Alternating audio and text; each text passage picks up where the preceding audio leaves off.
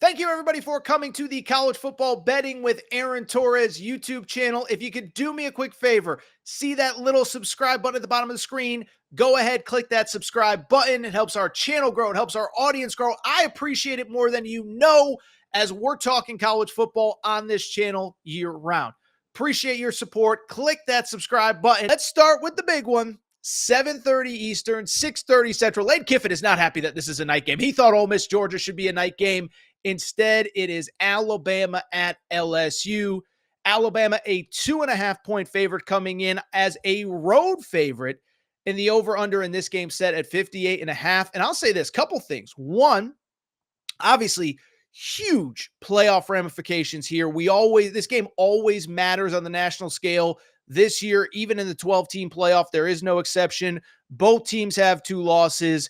Both teams will basically be eliminated from the SEC title, or from the college football playoff race with a loss here. But let me also say this. 2 teams that as we enter November, do we really know that much about either? Let's go ahead and dive in. From the Alabama perspective, listen, it's crazy to me in college football how the noise levels, the decibels, and I'm not talking about in Tiger Stadium, I'm talking about on the message boards, on social media, how they can rise and go high and low so quickly, right? A month ago, 3 weeks ago, Alabama coming off that loss to Tennessee. Of course, the week before they struggled with South Carolina. And we're sitting there saying the dynasty is dead. They're terrible. They stink. I've been guilty of being a little bit responsible for being a little negative on Alabama, but they destroy an injury-depleted Missouri team a few weeks ago. They have the bye. They're recharged. They're refreshed, and everything is still ahead for them. Now, maybe they can't get to Atlanta, but if you get, and they might be able to, depending on the tiebreakers. But the bottom line is the national championship is always the goal at Alabama, and they still have a chance to get there if they can win this week. So it's just crazy how quickly the noise has quieted down there. And to go back to the Missouri game, listen, you don't want to take too much out of it, but I think there were some real positives coming out of that game. Specifically, the run game completely got back on track. We saw Alabama struggling to move the ball basically every game after the Georgia game. Really, Vanderbilt, they moved the ball pretty well, I should say. But, they really struggled against South Carolina. They really struggled against Tennessee. Well, against Missouri, how about this? 271 yards rushing, 7.3 yards per carry. Justice Haynes goes for 75-plus yards. Jalen Milroe moves the ball with his feet. They do pass the ball pretty well as well, almost 500 yards of total offense in that game. And so if you're looking for positives, they got back on track. And I'll also say this, and I was talking to my buddy Ryan Fowler, Tide 100.9, about this on Wednesday, but is the whole Alabama discourse about the struggles, about the this, about the that, when you look at their inability to move the ball those 2 games before the Missouri win, my big question is this. Is Alabama that bad, or is it possible that they just faced 2 of the best defenses in all of college football? The loss to Tennessee the week before, guess what? Tennessee is a top 5 defense in college football now 8 games into the season. South Carolina, a top 20 defense in college football, and we saw what they did to Texas A&M last weekend. We've seen what they've done. Look what they did to Oklahoma.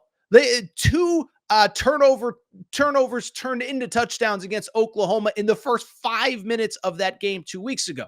So to me, I don't want to say that the concerns about Alabama weren't justified, but I think that offense is probably a little bit better than people realize, and we probably didn't give enough credit to the defenses that they played. Same time, let me also say this. The Alabama defense, I am still a little worried about. And I know you shut out Missouri, and I know Missouri isn't very good this year. I also do think it's kind of worth noting. Missouri, even with a backup quarterback, even with your best running back banged up, was able to move the ball on Alabama on the ground. 167 yards rushing for Missouri in that game, 4.5 yards per carry. And that's, of course, coming off the Tennessee game. And again, Tennessee's a really good team, so I don't want to dismiss what Tennessee did or what Alabama was unable to do against Tennessee, but 214 yards rushing for Tennessee in that game as well. So really, Alabama all season long has struggled to stop the ground game. That's a little bit of a concern, although I'll readily admit, I don't know if it's that big of a concern with LSU, considering LSU can't run the football. LSU, it's crazy to think about, but it's the truth. LSU coming into this game, how about this? Has the worst run offense in all of the SEC. They're averaging 115 yards per game.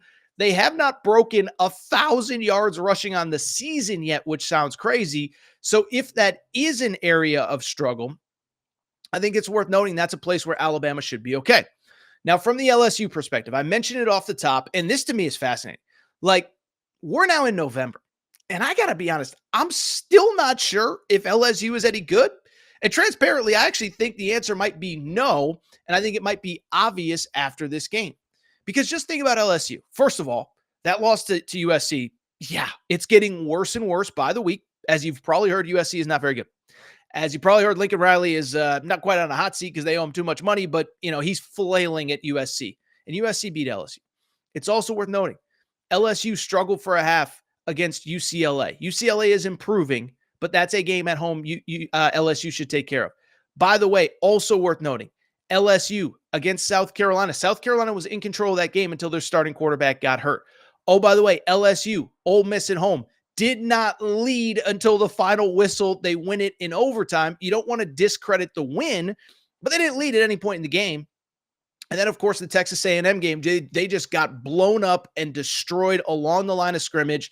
And it's just crazy to me that when you really look at the totality of LSU season, they've basically got one really good start-to-finish game and start-to-finish victory. That was a complete destruction of Arkansas about 3-4 weeks ago. In terms of what they do well, because we're not going to be negative here. We're not going to be glasses half empty. They do throw the football very, very, very well. They are second in the SEC in passing behind only Ole Miss, 332 yards per game, 20 touchdown passes for Garrett Nussmeier. And I'll give Garrett Nussmeier credit. No, he struggled against Texas A&M, those second half interceptions. Also worth noting, he had A&M in position to win that game until Marcel Reed came in and the LSU defense had no answer for him. And so when I look at LSU's offense, no, they can't run the ball, but I got to give Garrett Nussmeier credit because I think he's probably a little bit better than I thought. Now, in terms of my pick for this game, let's go ahead and dive in. Let me say this. I've gone back and forth on this one a lot.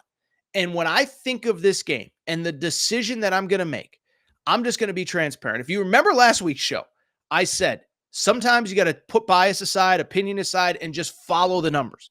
And we referenced it with Ole Miss, Arkansas. And I said, Arkansas, Ole Miss, all the numbers favor Ole Miss, but Arkansas is at home. Pittman is kind of owned Lane Kiffin in Arkansas in the previous two matchups. And I ended up taking Arkansas. I bring it up because clearly the numbers told me something and I ignored them. And so the numbers are telling me something here, and I am not going to ignore it. And that is this. I expect a high-scoring game. I expect a shootout. And so to me, the best bet in this game is the over of 58.5. And when I look at the over, when I try to figure out the over, let me explain why. When Alabama has the football, they should be able to move the ball on the ground. LSU's run defense has been okay. It has not been great on a national scale this year. And as we saw with the Texas A&M game, you can move the football on the ground against LSU, especially when you have a mobile quarterback.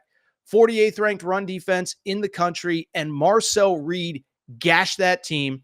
And to Alabama's credit, I don't think they ever were terrible at running the ball. I just think they faced two elite defenses in South Carolina and in Tennessee. And to me, that had an impact much more than anything that they're doing wrong. So Alabama, to me, is going to be able to move the football, I believe, pretty much at will, especially on the ground. They're going to want to keep it on the ground, and I don't believe LSU is going to be in position to stop them. Now, beyond that, what I would also say is this. Alabama, to me, I'm not sold, is totally going to be able to stop LSU either. Now, the run defense is good, and LSU's run offense is not great, so that's worth noting. But again, Alabama, the last couple weeks, they have struggled to stop the run. 200-plus yards rushing from Tennessee. You go back to the game before that, or excuse me, the Missouri game, and in that game, Missouri was able to move the ball on the ground. So I know LSU is struggling. One of their starting guards, by the way, is out for this game. But I just bring it up because when I look at this game, LSU doesn't have to be able to run the ball at will, but I think they're going to have more success against Bama than they did against Texas A&M.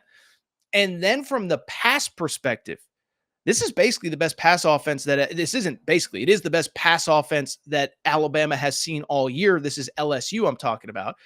And I actually went back and looked it up because I'm curious. By the way, I got a little piece of paper with notes on it. So how about this? These are Alabama's opponents so far and where they rank in pass offense. Western Kentucky, 26th. South Florida, 94th. Wisconsin, 88th. Georgia, 12th. Vanderbilt, 107th. South Carolina, 103rd. Missouri, 70th. Tennessee, 61st. So you look at those numbers.